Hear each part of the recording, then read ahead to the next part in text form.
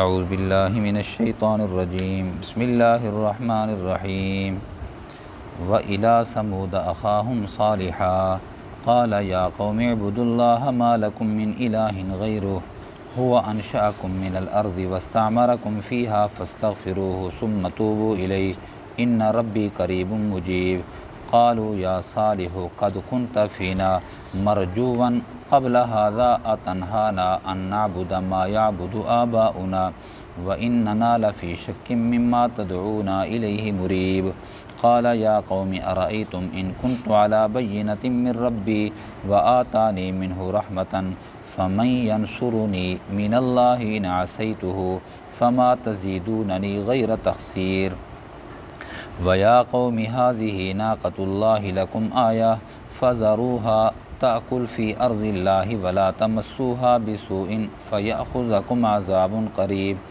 فعقروها فقال تمتعوا في داركم 3 أيام ذلك وعد غير مكذوب فلما جاء أمرنا نجينا صالحا والذين آمنوا معه برحمة منا ومن خزي يومئذ إن ربك هو القوي العزيز وأخذ الذين ظلموا الصيحة فأصبحوا في ديارهم جاثمين كأن لم يغنوا فيها ألا إن ثمود كفروا ربهم ألا بعدا لثمود صدق اللہ العظیم۔ حضرت صالح علیہ السلام کی قوم کا تذکرہ ہے جس کو قوم ثمود کہا جاتا ہے۔ یہ بھی سابقہ جو امم کا تذکرہ ہوا ہے، شرک و کفر کا ارتکاب کرتی تھی، اللہ کی نافرمانی اور وقت کے نبی کی تکذیب کرتی تھی، جس طرح اقوام سابقہ کے قصص سے معلوم ہوا ہے۔ پیغمبر نے جس طرح پہلے انبیاء اپنی اقوام کو سمجھایا بجھایا کرتے تھے، تو اس قوم کو بھی، قوم ثمود کو بھی صالح علیہ السلام نے سمجھایا، لیکن قوم نہ مانی، بحث و تمہیز پہ تل آئی اور ٹکرانے کی کوشش کی، اور حضرت صالح علیہ السلام کی قوم میں ایک اونٹنی جو ہے وہ امتحان کے طور پر پیش کی گئی۔ اس کو ناقۃ اللہ کہا جاتا ہے، اللہ کی اونٹنی تھی۔ اس کے متعلق صالح علیہ السلام نے فرمایا کہ اس کو کہنا کچھ نہیں ہے، وہ امتحان تھا، ابتلاء و آزمائش تھی۔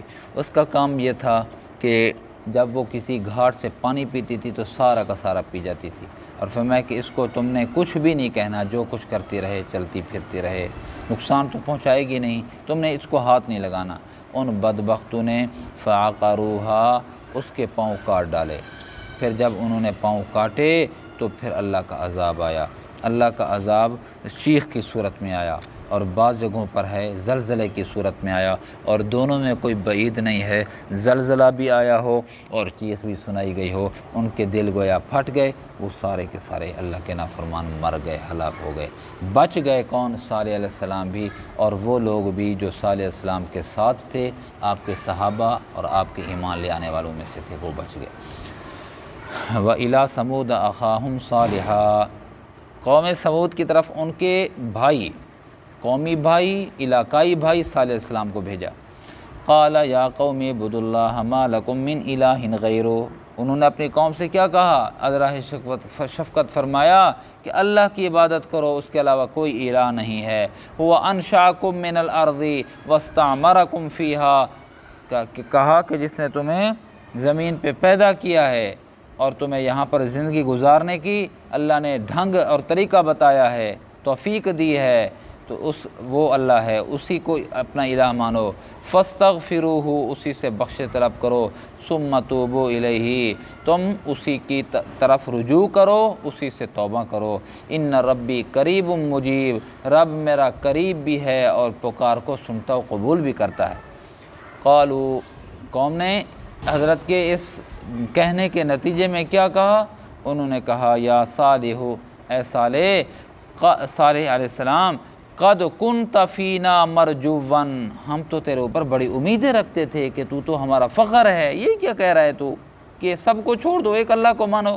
مرجوا، تمہارے اوپر تو ہمیں امیدیں تھیں۔ قبل ھذا اتنہانا ان نعبد ما یعبد آباؤنا، کہ ہم سب کی عبادت چھوڑ دیں، ایک اللہ کی عبادت پہ آ جائیں؟ کیسی باتیں کر رہے ہو آپ؟ ہم تو تم پر فخر کرتے تھے۔ وَإِنَّنَا لَفِي شَكٍّ مِّمَّا تَدْعُونَا إِلَيْهِ مُرِيبٍ، ہم تو شک کر رہے ہیں جس کی دعوت تو دے رہا ہے ہمیں، اور تیرے اوپر ہم ایمان بھی نہیں رکھتے، تکذیب کرتے ہیں ہم تیری کہ تو صحیح بات نہیں کر رہا، ہمیں شک ہے کہ تو جھوٹا ہے۔ قال، فرمایا صالح علیہ السلام نے، جھگڑا نہیں کیا، یا قوم، اے میری قوم، ارأیتم، دیکھو تو صحیح، ان کنت علی بینۃ من ربی، میں اپنے رب کی طرف سے اگر واضح نشانی پر ہوں، وآتانی منہ رحمہ، اور اس نے مجھے اپنی طرف سے رحمت یعنی نبوت بھی عطا کی ہو، فمن ینصرنی من اللہ ان عصیتہ، اگر میں اللہ کی نافرمانی کروں تو اللہ کی پکڑ آ جائے تو میری کون مدد کر سکتا ہے؟ اللہ کے علاوہ کوئی بھی مدد نہیں کر سکتا، میرا معین و مددگار وہی اللہ ہے۔ فما تزیدوننی غیر تقصیر، تمہارا کام تو مجھے گھاٹے میں رکھنا ہے کہ میں اگر تمہاری طرح میں بھی ہو جاؤں، دعوت کا کام چھوڑ دوں، تو جس طرح تم گھاٹے میں پڑے ہو میں تو گھاٹے میں ہو جاؤں گا، تم تو مجھے گھاٹا میں لے آنا چاہ رہے ہو۔